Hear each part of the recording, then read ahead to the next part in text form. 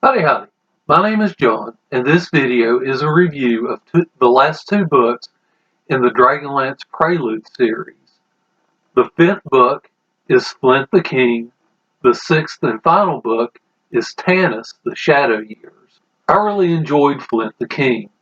This novel follows Flint Fireforge in the years before the action of the Dragonlance Chronicles takes place.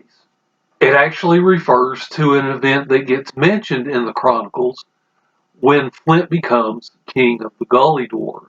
This book's well written. It has good side characters, a really interesting villain, and overall good action as well. This book was a lot of fun to read. The book is Tanis the Shadow Years. Now, this cover kind of makes it look like it's a cheesy romance novel, and it kind of sort of does get into that territory. A true romance reader is probably going to pick this up and be disappointed, though, because the romance really isn't the primary focus of the book. I did enjoy reading this novel. It does have good side characters. However, I did not find the story quite as engaging as I did Flint the King. And also, whereas Flint the King kind of told a story that's based off the Chronicles, this one doesn't. A book about Tanis, I really would have liked to have seen the situation that Tanis was in where he found it necessary to grow his beard out. We don't get that in this book. Again, it's an interesting read, and I think anybody that likes Tanis as a character will enjoy this novel. At about the midway point, I was wondering how the story was actually going to work out, but the authors actually did manage to put it together in a satisfying way. So now I want to conclude with some thoughts about the series as a whole. One of the nice things about this series is that you can read these novels in any order. These novels all follow different characters, and they don't really overlap any. You can also pick and choose the novels that you want to read. If there's one of the characters that you don't really care for and don't want to read about, you don't have to. If you enjoy the Dragonlance Chronicles and you want to get to know what the characters were doing in the 5 years that preceded the Chronicles, these are good books to read.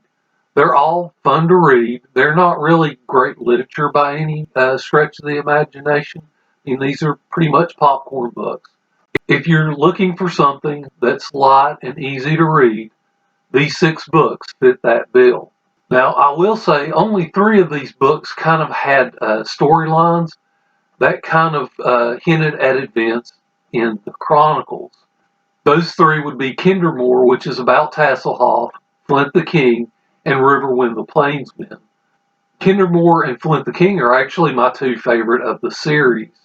Riverwind is actually my least favorite of the series, and it suffered because the side character really wasn't all that interesting, and the plot itself was not that interesting. This book definitely had potential because this book covers Riverwind as he finds the Blue Crystal Staff. To recap my ratings, I gave Darkness and Light 4 stars. This book follows Sturm and Kitiara.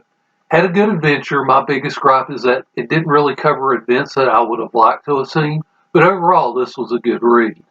The second book is Kendermore. This follows Tasselhoff. This was my favorite of the series. The third book is Brothers Majere. This follows Raceland and Caramon. This book was just okay for me. I just didn't find the story that engaging. Again, it doesn't really follow events that kind of proceed from the Chronicles. So, I think some people will enjoy this a lot more than I did. But as such, I only gave this one 3 stars. It's my second least favorite of the series. The fourth book is Riverwind the Plainsman. As I've noted, this also got 3 stars from me. It's my least favorite of the series.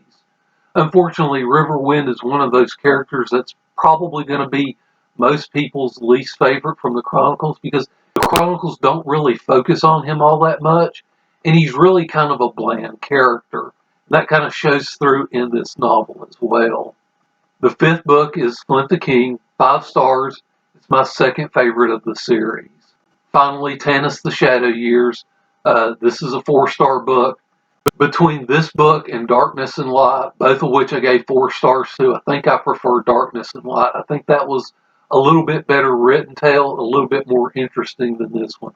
But this is still an enjoyable read.